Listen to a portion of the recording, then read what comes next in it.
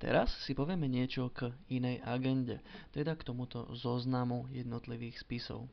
Najprv si objasníme, čo evidujeme v inej agende.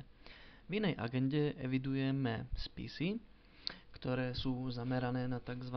Jednorázové úkony, ako je napríklad vypracovanie právneho rozboru, vypracovanie nejakých zmluv, kúpnych a podobné právne poradenstvo, ktoré ale však nie je viazané na spisy konaní. Ako si všimnete, tento zoznam má niekoľko preklikov v záhlaví. Jednotlivé spisy si môžeme filtrovať podľa toho, že či sú otvorené, ad acta, prípadne si všetky môžeme ukázať, to znamená aj ad acta, aj otvorené. Ukážeme si to. Ad acta máme pár spisov evidovaných, samozrejme všetko fiktívnych, všetky sa zobrazia všetky.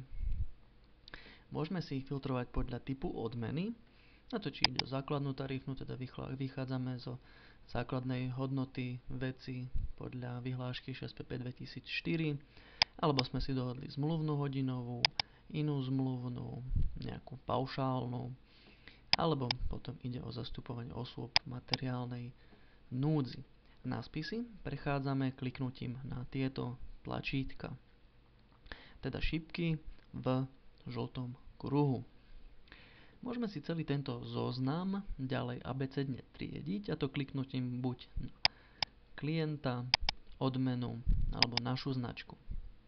V záznamoch môžeme ďalej vyhľadávať podľa klienta, napríklad dáme si B, stlačíme Enter a nájde nám podľa mena klienta daný spis.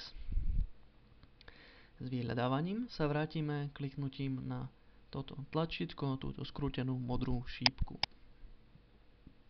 Môžeme vyhľadávať taktiež v našej značke.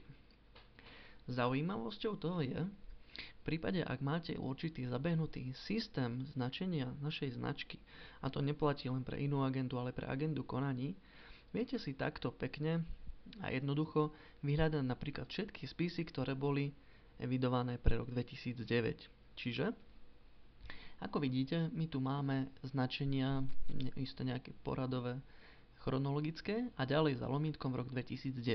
Čiže, keď zadáme do vyhľadávania 2009, stlačíme Enter, získame všetky spisy, ktoré boli vytvorené za rok 2009. S vyhľadávaním sa vrátime naspäť kliknutím na toto tlačítko. Ďalej môžeme samozrejme vyhľadávať aj inak, stačí nám napríklad stlačiť písmeno O, keďže tam jeden takýto záznam máme, teda tých záznamov máme viac a podľa tohto nám výsledky vyfiltruje, takže vrátime sa s vyhľadávaním sem. Veľmi dôležitou vecou, čo sa týka zakladania nových spisov v inej agende, je si uvedomiť, ako vlastne iná agenda funguje.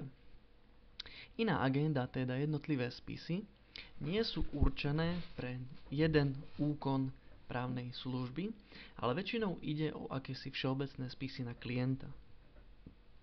Jeden klient môže mať i viacero spisov, ktoré sú však rozdelené podľa odmeny. Napríklad máme klienta, ktorý sa stane paušalistom a dohodneme si zmluvnú hodinovú odmenu pre určité obdobie. Čiže založíme mu spis so zmluvnou hodinovou odmenou a v tomto evidujeme všetky úkony, tak ako ich vykonáme. Výhodou je potom možnosť robenia množstva rôznych výstupov, príloh k faktúram a podobne. V prípade, že ale tento klient nás poprosí aj o poskytnutie iných úkonov právnej služby, ktoré boli však mimo dohodnutého paušálu alebo mimo rozsahu dohodnutej zmluvnej hodinovej, založíme si preňho spis, ktorý má iný typ odmeny.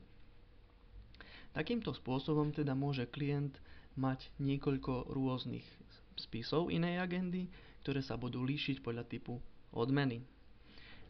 Rozdelenie alebo členenie takto spisov bude následne veľmi dôležité, preto si ho dobre uvážte. To je všetko.